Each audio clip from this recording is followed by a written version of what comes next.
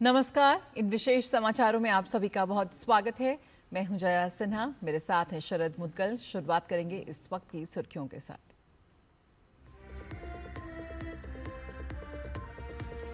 बिहार मतदाता सूची संशोधन से जुड़ी याचिकाओं पर आज सुप्रीम कोर्ट में सुनवाई। एसआईआर पर चुनाव आयोग ने सुप्रीम कोर्ट में दाखिल किया था हलफनामा।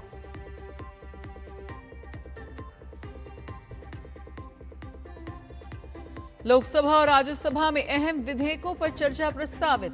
शोर शराबे के बीच कल दोनों सदनों में हुआ कामकाज।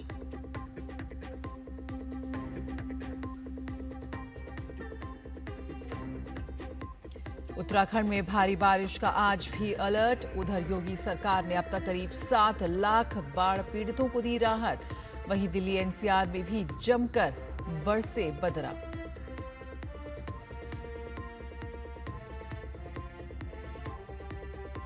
यूएन में आमने सामने इजराइल और फिलिस्तीन। नेतन्याहू बोले गाजा पर कब्जा करना मकसद नहीं।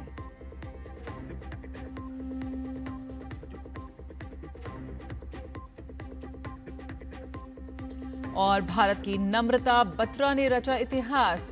वर्ल्ड गेम्स में वुशु में भारत का पहला पदक किया पक्का।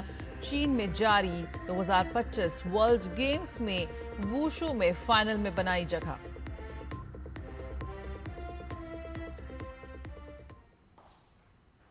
सुप्रीम कोर्ट आज बिहार में मतदाता सूची की विशेष गहन पुनरीक्षण एसआईआर से संबंधित याचिकाओं पर सुनवाई करेगा। इससे पहले चुनाव आयोग ने कोर्ट में अपना जवाब दाखिल किया, जिसमें ईसीआई ने कहा कि वे कानूनी तरीके से अपना काम कर रहा है। चुनाव आयोग ने कहा कि ऐसा कानून जरूरी नहीं कि ड्राफ्ट लिस्ट से हटे नामों की लिस्ट सार्वजनिक की जाए। साथ ही कहा कि सुप्रीम कोर्ट में याचिका दाखिल करने वाले याचिकाकर्ता लिस्ट को अधिकार की तरह नहीं मांग सकते।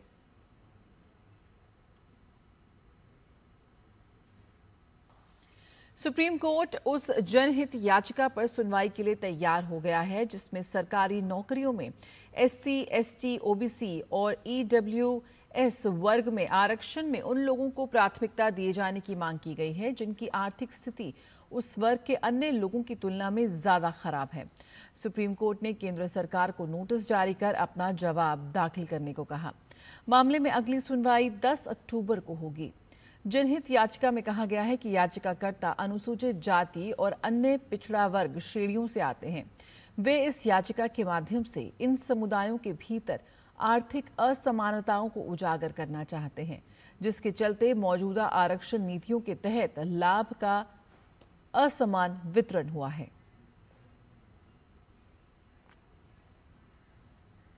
संसद के मॉनसून सत्र में आज भी हंगामे के आसार हैं।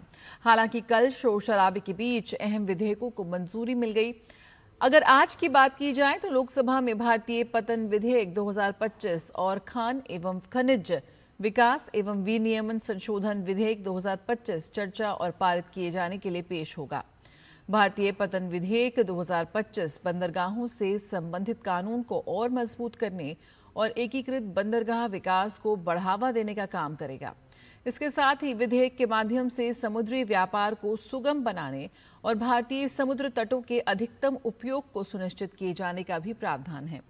वहीं खान एवं खनिज विकास एवं विनियमन संशोधन विधेयक 2025 के माध्यम से इससे संबंधित साल 1957 के अधिनियम में संशोधन किया जाएगा। इसके माध्यम से खनन क्षेत्र को रेगुलेट किया जाएगा।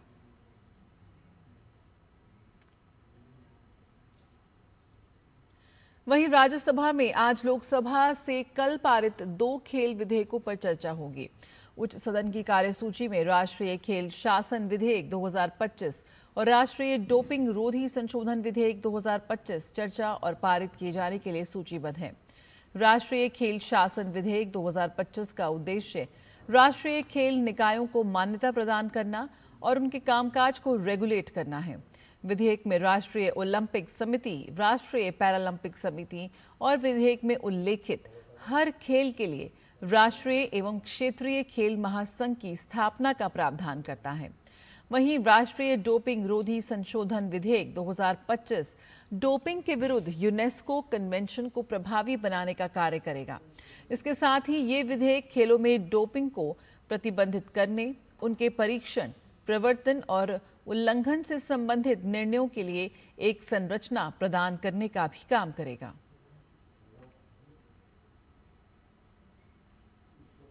उत्तरकाशी की धराली में तबाही के बावजूद आफत अभी तक कम नहीं हुई है।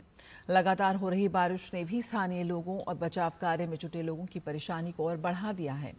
देर शाम से हो रही भारी बारिश के चलते भागीरथी नदी का जलस्तर तेजी से बढ़ गया है। इसके मद्देनजर जिला प्रशासन ने हर्षल बाजार को खाली करा लिया है। होटलों में ठहरी रेस्क्यू टीमों और मीडिया के लोगों को अन्य जगहों पर शिफ्ट कराया गया है।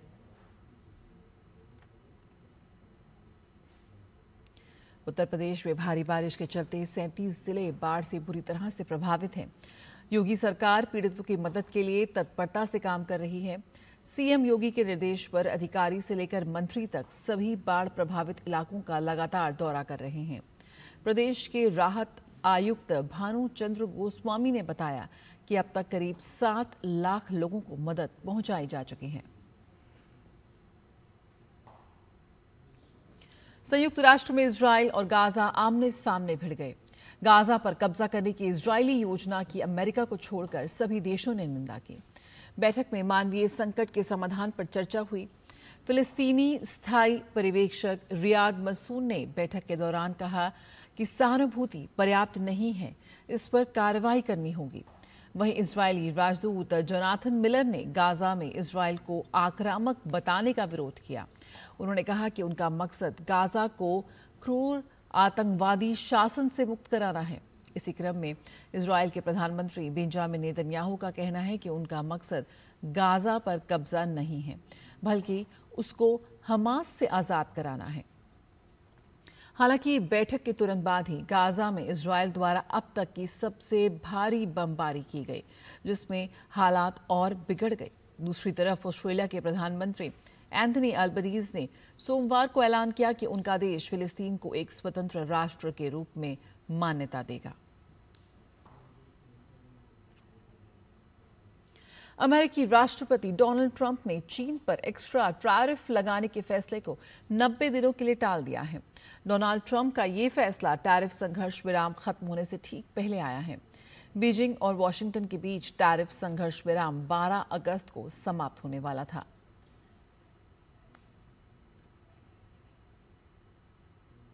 पच्चीसवें ग्रीष्मकालीन डेफ ओलंपिक खेलों का आयोजन 15 से 26 नवंबर 2025 तक टोक्यो में किया जाना है। डेफ ओलंपिक में हिस्सा लेने के लिए शूटिंग टीम के चयन के लिए ट्रायल 11 से 16 अगस्त 2025 तक भोपाल में एमपी राज्य शूटिंग अकादमी में आयोजित किए जा रहे हैं। बधिर वर्ग में राइफल और पिस्टल की 6 स्पर्धा में टीम चयन के लिए 51 पुरुष और महिला एथलीट ट्रायल में हिस्सा लेंगे। डेफ ओलंपिक पदक विजेता धनुष श्रीकांत, अभिनव देशपाल, वेदिका शर्मा, शौर्य सैनी, प्रियेशा देशमुख और विश्व बधिर चैंपियनशिप पदक विजेता माहित संधू, नताशा जोशी, शुभम वशिष्ठ और चेतन सबकाल भी ट्रायल में हिस्सा लेंगे।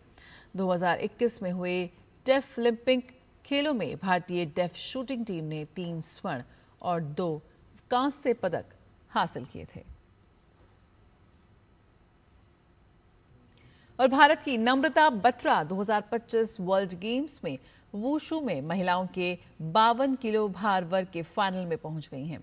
नम्रता ने फिलीपींस की क्रिजान फेथ कोलाडो को 2-0 से मात दी। ये पहला मौका है जब वर्ल्ड गेम्स में भारत का कोई पदक पक्का हो गया है। आज होने वाले फाइनल में नम्रता का सामना चीन की मेगयू चेन से होगा।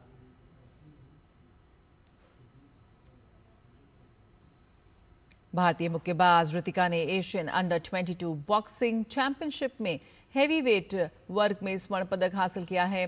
ऋतिका के स्वर्ण पदक ने बैंकॉक में हुई एशियन अंडर 19 और अंडर 22 बॉक्सिंग चैंपियनशिप 2025 में भारत के अभियान का शानदार समापन किया।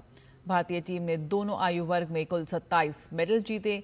भारत अंडर 19 रैंकिंग में दूसरे और अंडर 22 में चौथे स्थान पर रहा।